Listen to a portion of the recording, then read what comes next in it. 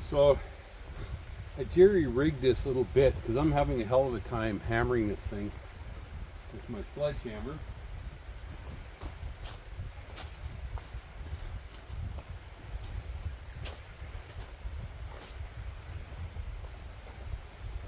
I'm getting old.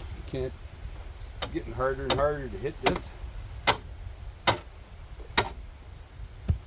And my jackhammer, I can't find a bit for it to attach to my jackhammer, but so I just use some black iron pipe and a connection just to make the top a little. So I've been pounding a ton of rebar and finally figured out there's got to be a better way because it's such a small end using the sledgehammer.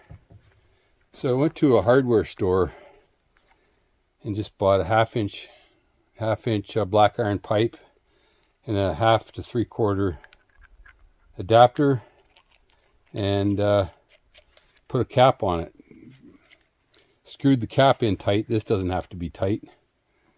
Slide it on there. Makes it way easier. I've been pounding in. I literally doubled my speed and accuracy. Still not perfect, but you know,